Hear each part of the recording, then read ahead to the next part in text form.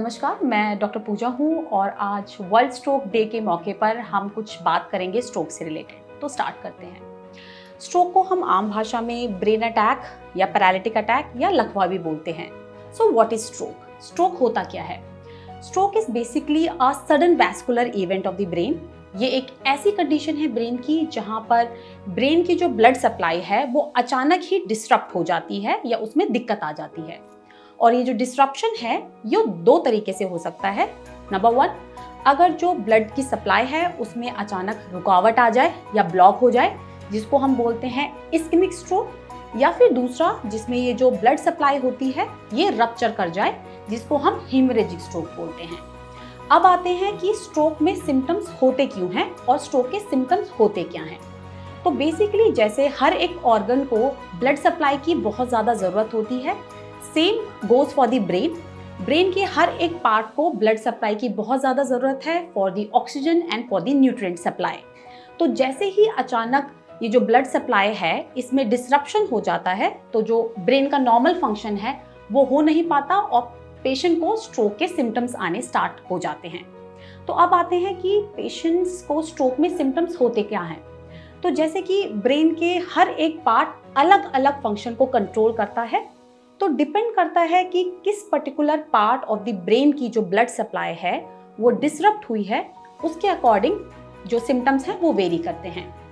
तो एक एक सिम्टम को हम डिस्कस करते हैं। तो जो सबसे कॉमन सिम्टम आम लोगों को पता है वो है लकवे का या फिर हेमीपेरेसिस का, जहाँ पर एक हाथ या पैर अचानक ही काम करना बंद कर देता है। ठीक है, इसके अलावा और भी सिम्टम्स होते हैं, जैसे कि अगर लैंग्वेज सेंटर में अचानक ब्लड सप्लाई में दिक्कत आई है तो पेशेंट को बोलने में दिक्कत आने लग जाती है, स्पीच को समझने में दिक्कत आने लग जाती है। साथ ही साथ अगर ऐसे एरिया की ब्लड सप्लाई में प्रॉब्लम आई है जो हमारे विजन को कंट्रोल करती है, तो ऐसे केसेस में पेशेंट को अचानक ही दिखने में प्रॉब्लम आ जाती है। तो सबसे ज़्यादा इम्पॉर्टेंट पार्ट है किसी भी सिम्टम को आइडेंटिफाई करने के लिए वो है सडननेस ऑफ द इवेंट। जैसे कि हार्ट अटैक में सिम्टम्स अचानक ही आते हैं, same goes for the brain attack. Brain attack या स्ट्रोक में भी सिम्टम्स अचानक ही आते हैं। तो अब आते हैं कि स्ट्रोक का ट्रीटमेंट क्या होता है। तो ट्रीटमेंट के लिए सबसे ज़्यादा ज़रूरी है अर्ली डिटेक्शन, और अर्ली डिटेक्शन के लिए सबसे ज़्यादा ज़रूरी है अवेयरनेस। जितने ज़्यादा लोग अवेयर रहेंगे सिम्टम्स से रिलेटेड, उतनी जल्दी सिम्टम्स को आइडेंटिफाई किया जाएगा और पेशेंट इमरजेंसी में अप्रोच कर सकेगा।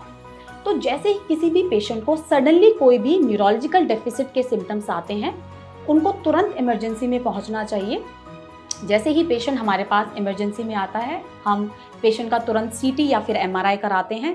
देखा जाता है कि पेशेंट को ब्लॉक हुआ है या फिर जो खून की नस है वो रप्चर हुई है, to identify whether patient is having ischaemic stroke या फिर हेमरेजिक स्ट्रोक। जैसे ही ये स्टेप क्लियर हो जाता है, तब नेक्स्ट स्टेप पर आते हैं ट्रीटमेंट पर, जहां अगर पेशेंट को ब्लॉक हुआ है तो विद इन 4.5 आवर्स, 4.5 घंटे के अंदर अगर पेशेंट हमारे पास आ जाता है तो कुछ दवाइयों की मदद से, जो कि इंजेक्शन की फॉर्म में होती हैं, उस ब्लॉक को खोला जा सकता है।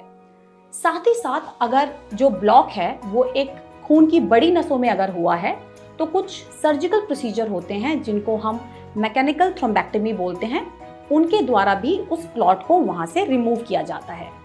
तो ये हुआ ट्रीटमेंट से रिलेटेड।